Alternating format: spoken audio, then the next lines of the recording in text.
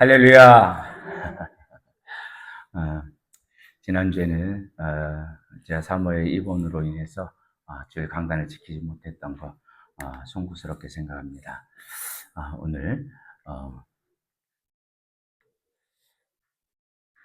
퇴원을 오늘 할 수밖에 없는 그런 상황이었었는데 의사 선생님께 간곡히 말씀을 드려서 하루 당겨서 어제 퇴원을 했습니다. 그래서 혹시 그것이 안 될 경우에는 우리 김 장로님께 말씀을 좀 부탁을 드려서 준비를 하고 계셨었는데 그것이 은혜로 어제 퇴원을 시켜주셔서 오늘 이렇게 여러분을 뵐 수 있게 된 거 함께 감사를 드립니다. 먼저 여러분들의 많은 기도와 사랑으로 수술을 잘 받고 퇴원하고 이제 회복에 들어가게 되게 하심을 감사를 드립니다. 이 모든 것들이 여러분들이 함께 기도해 주신 은혜가 아닌가 싶습니다. 그래서 오늘 저는 본문 말씀 가지고 여호와 이레라는 제목으로 함께 은혜를 나누고자 합니다. 이 여호와 이레라는 말씀은 하나님께서 아브라함에게 100세의 아들을 주시죠. 아브라함이 100세 아들 그 아들에게 푹 빠져서 살아가는 그런 모습에 우리 하나님이 시기하시는 하나님이셨어요. 그래서 나보다 더 이삭을 사랑하는 그런 모습에 하나님께서 그를 시험하시죠. 모리아 산에서 그 이삭을 하나님께 번제로 바치라고 합니다. 자, 여러분, 아들을 번제로 바치라. 믿음이 있는 사람도 이것은 선뜻 순종하기가 힘든 그런 말씀 아닙니까? 그런데 아브라함은 그 하나님의 말씀에 순종해서 이삭을 데리고 모리아 산에 가서 하나님께서 말씀하신 번제를 드리죠. 제단 위에 이삭을 올려놓고 칼을 들어서 그를 찌르려고 할 때 하나님께서 급하게 아브라함을 부르십니다. 그러면서 그의 칼을 멈추게 하시고 내가 이제야 네가 나를 사랑하는 줄 알았다. 나를 경외하는 줄 알았다고 하나님께서 말씀하십니다. 자, 그런데 하나님께서 이 아브라함이 하나님을 더 사랑하시는 줄을 확인을 하시려고만 그 일을 행하셨냐는 거예요. 그 모습을 통해서 아브라함이 하나님을 제일 사랑하는 것을 하나님께서 확인한 이신 이후에 하나님께서 이 아브라함을 위하여 그 아들을 대신으로 하나님께 번제를 드릴 수 있는 순양을 준비해 주셨다는 거예요. 그래서 아브라함이 그 순양을 가지고 이삭을 대신해서 하나님께 번제를 드립니다. 그리고 나서 아브라함이 그 땅 이름을 여호와 이레, 여호와의 산에서 준비되었다고 여호와 이레라 하나님을 찬양하면서 이 여호와 이레라는 그런 말씀이 처음 등장하게 됩니다.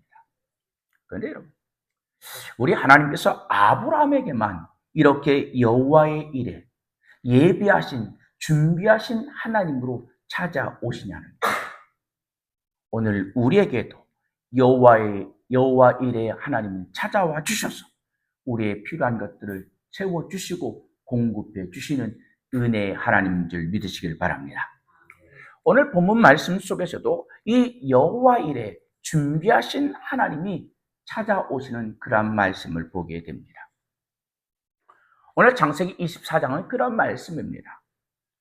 아브라함이 100세 얻었던 이 아들 이삭이 성장해서 그의 아내, 그의 며느리감을 얻기 위해서 그의 종이었던 엘리에셀을 자신의 고향으로 보내서 내 아들 이삭을 위해서 내 며느리감을 택하여 오라는 사명을 줍니다. 여러분, 이 말씀을 읽으실 때마다 그런 음을 듣지 않으셨습니까? 왜 아브라함이 그가 살고 있었던 지역에서 거기서 있는 많은 처자들을 보면서 내 아들에게 맞는 며느리감, 내가 직접 눈으로 보고 경험해 보면서 인성된 그를 보면서 이 이 처자는 내 아들의 아내감으로, 내 며느리감으로 합당하다. 그래서 내가 눈으로 직접 보고 확인하며 이렇게 세울 텐데, 고향으로 보내서 이삭의 아내감을, 자신의 며느리감을 구하라고 하냐는 거예요. 또 하나는 이렇게 숭한 일을 왜 몸종에게 이러한 일을 시켰냐 하는 겁니다. 거기에는 이런 이유가 있었습니다. 먼저 고향에서 며느리감을 찾았던 이유는요, 아브라함이 처음 하나님의 부르심을 받을 때 아브라함 역시 우상 숭배하는 문화 속에서 살고 있었습니다. 또 그의 가정 역시 우상을 섬기는 가정이었습니다. 이러한 배경을 가지고 있는 자신의 본토 친척 아비 집에 가서 며느리감을 구하라? 믿음의 사람이었던 아브라함이 그곳에서 이러한 며느리감을 찾으라는 것이 표면적으로는 모순처럼 보이지 않습니까? 아브라함은 하나님의 부르심을 따라서 우상 숭배에서 떠나서 믿음의 삶을 살았어요. 과거에는 우상 숭배를 하였던 자였지만 하나님의 부름을 받은 이후에는 하나님께서 인정하여 주시는 믿음의 사람이 되어 믿음의 조상이 되었습니다. 이처럼 하나님을 믿는 아브라함이 고향으로 가서 자신의 며느리감을 찾아오라는 이 명령을 종에게 내렸던 것은 아브라함에 살고 있던 그 지역 전체가 믿음의 공동체가 아니었기 때문이라는 거예요.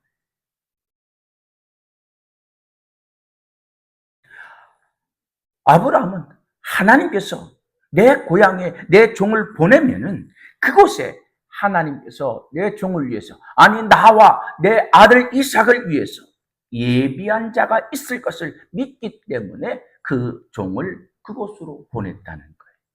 그러니까 단순하게 출생지로 종을 보낸 것이 아니라 믿음으로 출발한 자로서 하나님의 섭리를 신뢰했기 때문에 그 고향으로 이 엘리에셀을 보냈다는 겁니다. 사랑하는 성도 여러분, 믿음의 계보는 혈통이 아닙니다.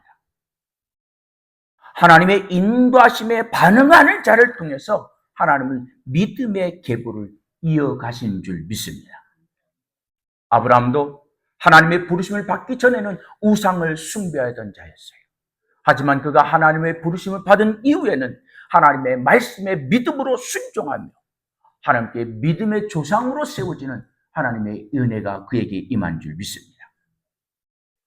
또 신명기서 7장 3절로 4절에 보면은 이스라엘 백성들이 가나안 땅을 정복한 후에 이방 여인들과 혼인을 금지시킵니다. 이것 또한 역시 아브라함이 고향으로 보냈던 모습과 연결되는 그런 말씀입니다.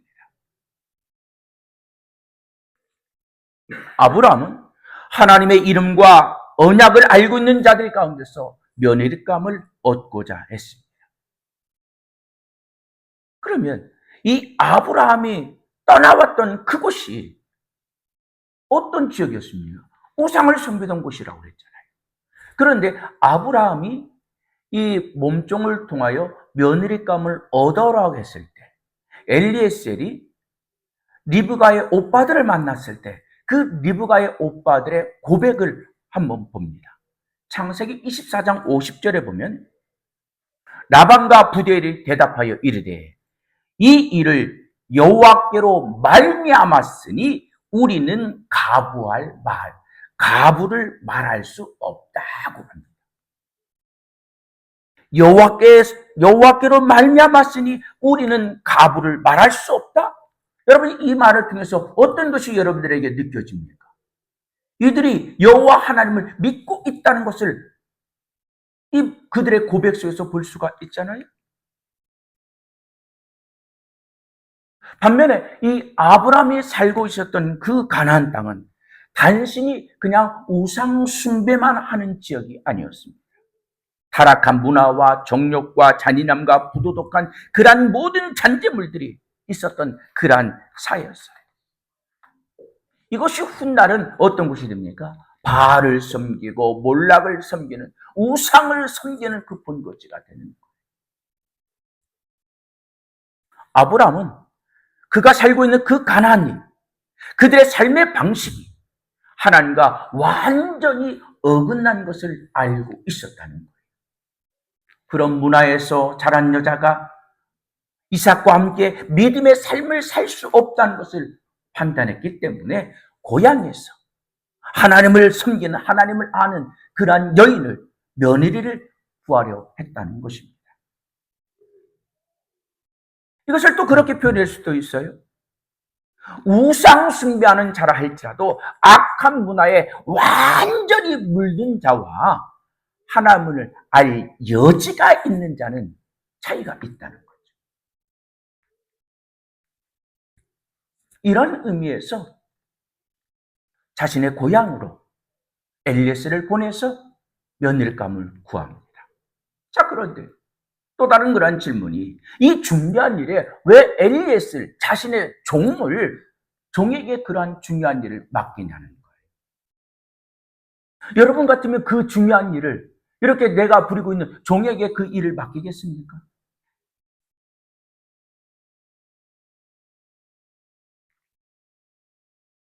아브라함이 이 엘리에셀에게 이러한 막중한 일을 맡겼던 것은요, 창세기 24장에 보면 아브라함이 이 엘리에셀을 얼마나 신뢰했는지를 알 수 있게 됩니다.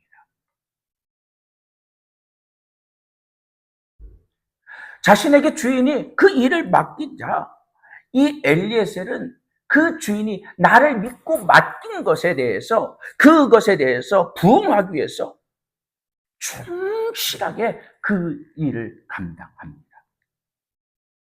자기 마음대로 생각하는 것이 아니었어요.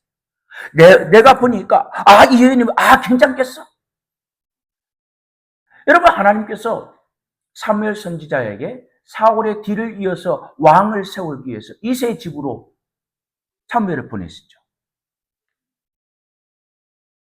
엘리압을 봤을 때 사무엘이 뭐라 합니까? 야, 과연 네가 하나님께서 원하는 네가 바로 내 앞에 있구나 하고 그 머리에 기름 부으려고 하죠. 내 생각에, 내 마음에 드는 거예요. 그런데 엘리에셀은 내 마음에 들고 내 생각에 괜찮다는 그런 며느리감을 본 것이 아니라 하나님의 인도함을 간구했다는 겁니다. 엘리에셀은 믿음과 순종으로 충성하는 종이었다는 거예요. 하나님을 의지하는 성품을 갖춘 신실한 종이었기 때문에 이러한 중요한 일을 아브라함이 그에게 맡겼다는 것입니다. 또 다른 이유는 이삭의 약속의 땅, 이 가나안을 떠나지 않게 하기 위해서 엘리에셀에게 모든 것을 맡겼다는 거예요. 창세기 24장 6절에 보면 아브라함이 종에게 이렇게 말합니다. 내 아들을 그리로 데려가지 않도록 하라. 이삭을 데려가지 말라는 거예요.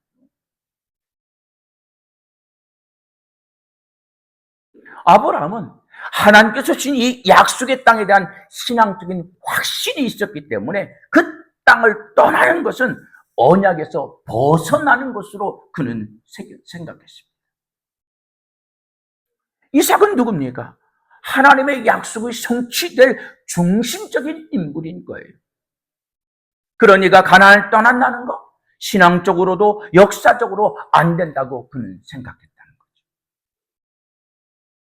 또 다른 것은 이 모든 일을 하나님께 맡겨야 할 일이었기 때문에 몸종에게, 엘리에셀에게 이것을 맡겼다는 겁니다. 그러니까 이 이삭은 자신의 아내를 한 번도 보지 못하고 결혼을 했다는 거예요. 그의 결정은 인간의 선택이 아니라 하나님께 맡기는 선택이었다는 것입니다. 아브라함은 하나님의 뜻에 전적으로 의지하고 기도하며 신뢰할 만한 종에게 이 모든 일을 맡겼어요.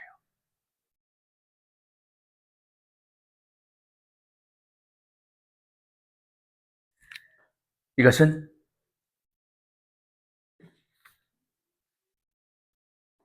이삭이 아직 독립적으로 결정할 수 있는 이치가 아니었다는 겁니다.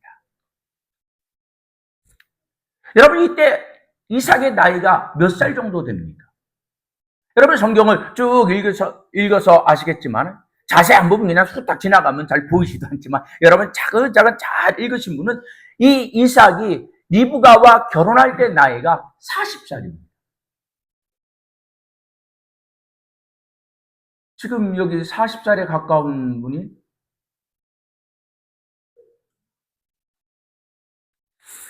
우리 이찬영 집사가 35, 영록 집사님이 32, 한민 집사님이 여러분 40이에요. 40. 40이라면은 자신의 인생에 대해서 결정권이 다 있잖아요. 결정할 수 있잖아요. 또 내가 결정할 수, 내가 책임을 질 수 있는 그런 나이입니다.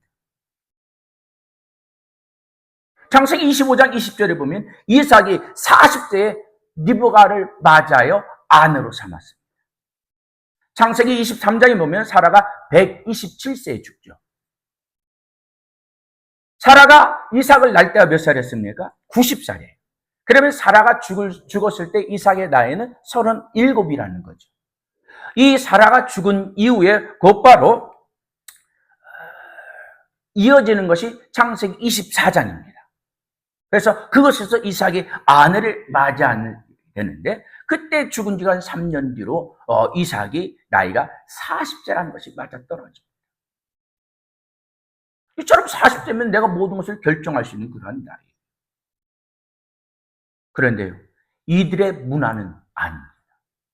오늘 우리의 문화는 내가 내 인생 내가 책임진다고 40살 정도면 모든 것을 다 그가 결정하고 거기에 대한 책임감을 지겠지만은 이들은 이들은 나이가 40이 되든 아니 결혼해서 가정을 꾸리고 있다 할지라도 아버지가 살아있는 동안에는 모든 결정을 아버지가 했어요. 아브라함이 살아있는 동안 자신의 믿음을 기반으로 모든 중요한 결정을 직접 아브라함이 이끌어갔다는 것입니다. 아브라함은 내가 죽기 전에 이 믿음의 신앙의 유산을 이삭에게 정확히 물려주기 위해서 그 시작된 결혼조차도 하나님께 맡기고 신실하게 준비했기 때문에 하나님의 뜻에 전적으로 의지하며 기도하며 하나님의 뜻을 찾고자 했던 거예요. 또 한 가지는 하나님의 인도함을 믿었기 때문에 몸종인 엘리에셀에게 맡겼다는 겁니다. 아브라함은 구체적으로 누가 이삭의 아내가 될지 몰랐습니다. 그러나 그는 단지 출신 배경보다 하나님의 인도하심을 신뢰한 줄 믿습니다. 그런데 여기서 또 한 가지가 궁금한 것이 있어요. 이렇게 중요한 일에 앞에서도 말씀드렸지만은 왜 본인을 보내지 아니하고 몸종을 보냈냐는 거예요.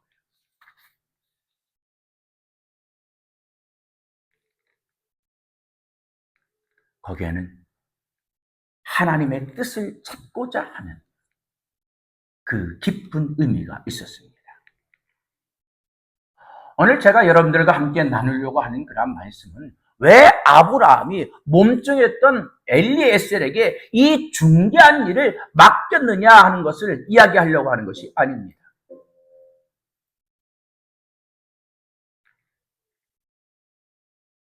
주인으로부터 이 중대한 사명을 받은 엘리에셀이 어떻게 이 일을 감당하고 있는가를 여러분과 함께 나누면서 은혜를 나누려고 하려고 합니다. 오늘 본문 말씀에 보면 엘리에셀은 주인이 자신을 신뢰하고 이렇게 귀한 일을 맡겼을 때 그냥 간 것이 아니라 믿음을 따라 기도했다는 거예요. 엘리에셀이 두 가지 기도를 합니다. 첫째는 하나님 여호와여 원하건대 오늘 나에게 순조롭게 만나게 하사 내 주인 아브라함에게 은혜를 베풀어 주옵소서. 여기 순조롭게라는 말은 원어의 카라라는 그런 말인데요. 하나님의 섭리를 말하는 거예요. 하나님의 섭리로 하나님께서 주관하여 주셔서 내 주인의 며느리감을 만나게 해달라고 하나님께 기도했다는 겁니다.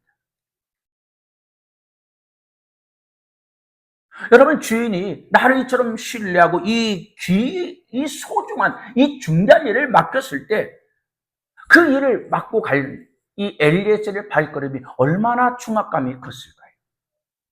그렇잖아요. 여러분, 누군가가 나를 믿고 어떤 일을 맡겼을 때는 그냥 그 책임감이라는 것은 내가 스스로 알아서 할 때와 사뭇 다르잖아요. 한편으로 나를 믿고 맡겨준 것에 대한 감사한 마음, 또 다른 한편으로는 그 신뢰가 깨지지 않게 하기 위해서 무던히 노력하게 되는 그런 마음이 있지 않겠습니까? 엘리에셀이 하나님께 기도하며 이 하나님의 섭리를 간구했던 것은 바로 이와 같은 이유였어요. 또 다른 기도가 있죠. 성에서 물러나오는 소녀 가운데 나로 물을 마시게 하라 할 때 나와 나의 낙타에게 물을 마시게 하는 자가, 그 소녀가 주께서 내 주인에게 은혜를 베푸신 자애를 믿겠다는 거예요. 하나님께 기도하면서, 하나님, 내가 지금 우물가에서 내가 기다릴 때 많은 소녀들이 물을 길러 나오는데 그들 가운데 내가 물을 달라고 하면 나에게 물을 주고 내 낙타에게 물을 줄 수 있는 그 소녀, 그가 바로 하나님께서 예비한 소녀로 믿고 내가 따라가겠다는 거예요. 그러니까 지금 엘리에셀은 이 물가에 앉아서 우물가에 앉아서 물을 길러오는 그런 소녀들을 동태를 살아보면서 그들의 외모를 보고 자신의 감정이 끌리는 대로 그들을 선택하는 것이 아니라 하나님께 기도하며 하나님의 인도하심을 간구했다는 것입니다. 그가 하나님께서 예비한 사람인지, 그의 내면과 성품이 하나님의 뜻에 합당한 사람인지, 이러한 기도 제목을 놓고 하나님께 기도하면서 우물가에서 기다렸다는 거예요. 여러분, 오늘 이 엘리에셀이 이 소녀를 만나는 가운데 기도했던 이 제목은요, 오늘날 배우자를 선택하면서 무엇을 봐야 하는지 이 성경적인 원리를 우리에게 보여주는 귀한 장면입니다. 우리는 누군가를 선택하고 결정할 때 겉을 보고 그 외모를 보고 판단하는 경우들이 종종 있습니다. 그러나 오늘 성경은 우리에게 그 사람의 중심과 태도를 봐야 한다는 것을 우리에게 교훈으로 말씀해 주고 있는 거예요.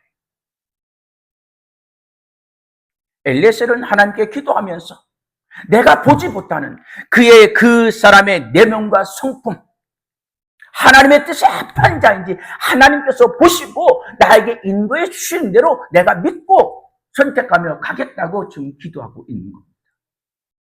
그렇게 기도했다. 하나님께서 이 엘리에셀의 기도를 들어주시고 순조롭게, 여러분 순조롭게가 무슨 뜻이라고 했어요? 하나님의 섭리라고 그랬죠.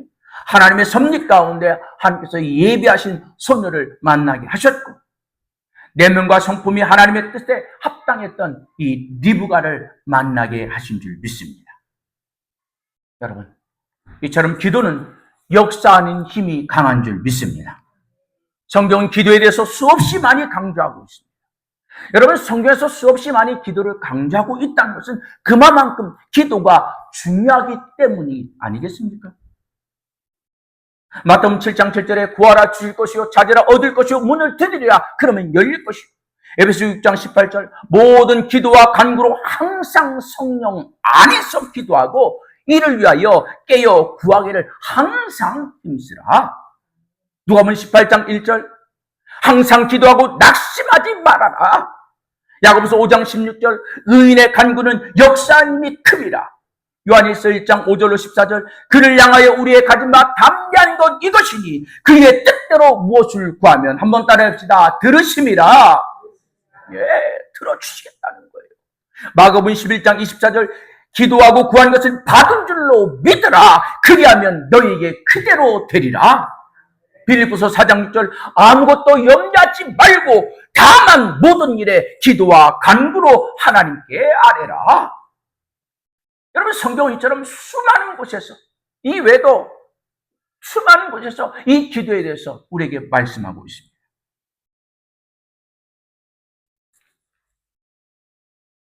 이번 사모님의 위암 수술을 하는 과정 속에서 여러분들이 매 시간 매일마다 이처럼 2명씩 때로는 3명씩 이렇게 조를 짜서 중보 릴레이 기도를 하는 것을 보면서 얼마나 감사한지 몰랐습니다.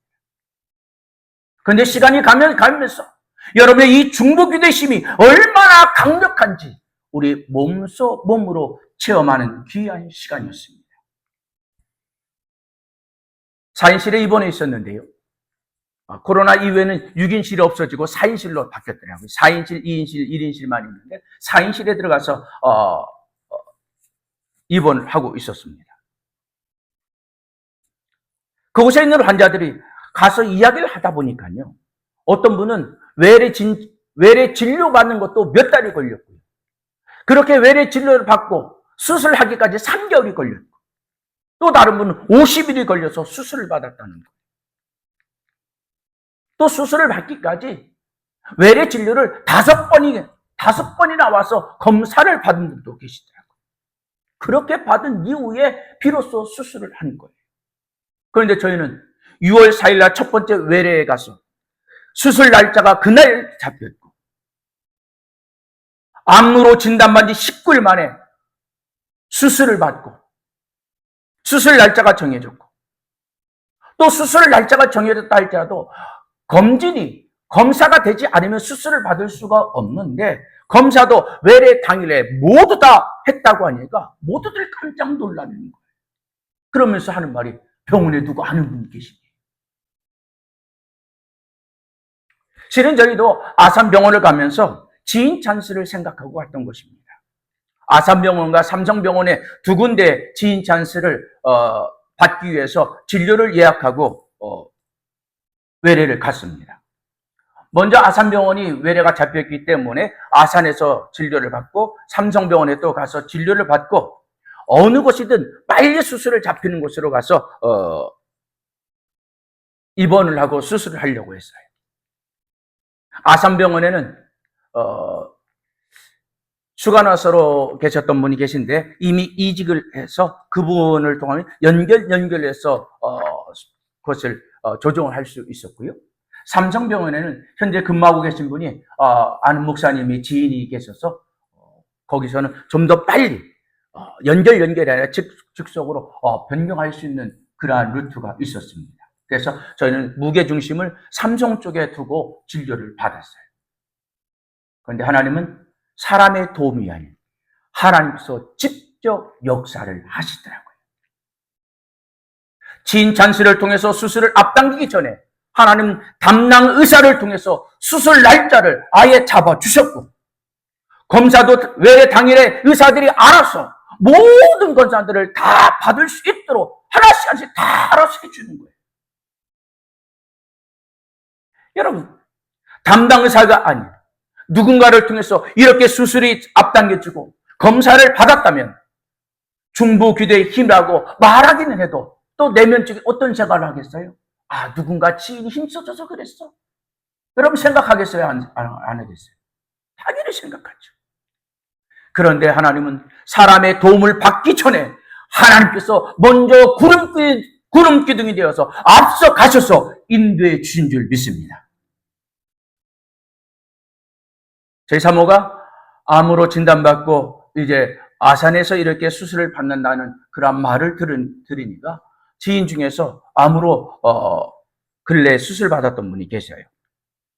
유방암으로 수술 받았던 분이 계시고 또 그 유사암으로 해서 치료 받았던 분이 2분이 계신데 이분들이 하는 말이에요.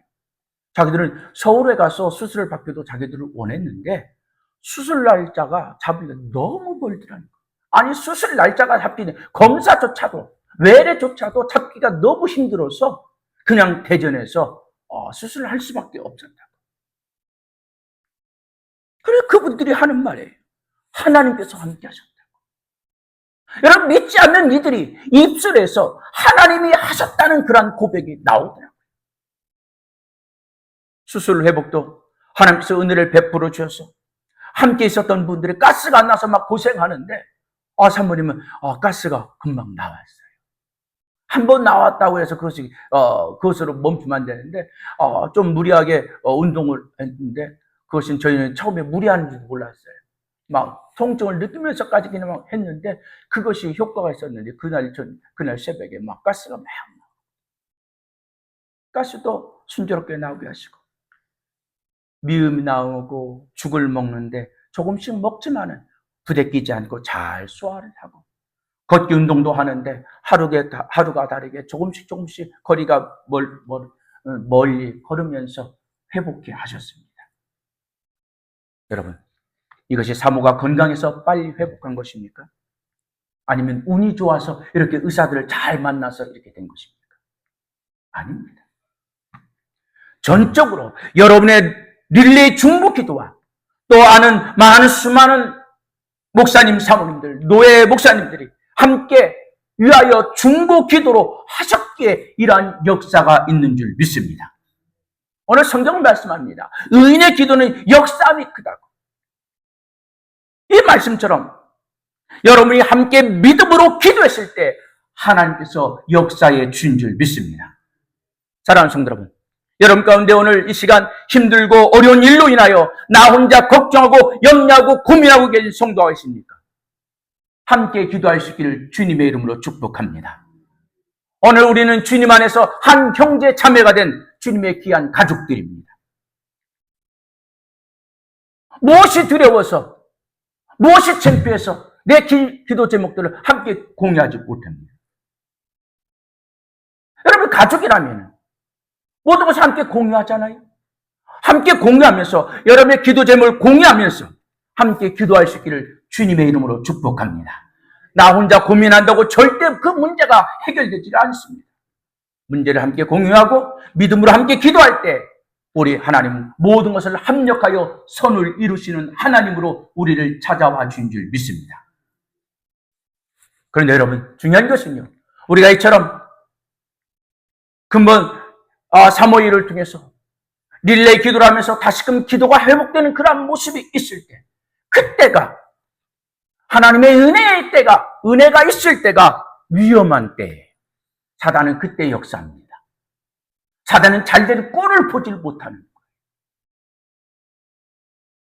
우리가 함께 위하여 릴레이 기도하며 기도가 회복되고 있을 때 사단은 또 어디선가 역적무일하면서 교회를 또 어지럽히게 하는 그러한 일들을 꿈꾸기를 할 수가 있다는 겁니다.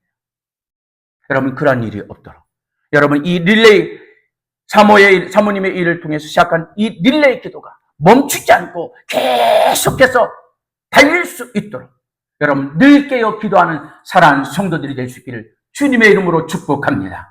우리가 처럼 주님 앞에 믿음으로 기도할 때 또 우리의 삶 속에서 기도의 능력들을 늘 체험하며 살아갈 수 있는 은혜를 하나님께서 베풀어 주실 줄 믿습니다.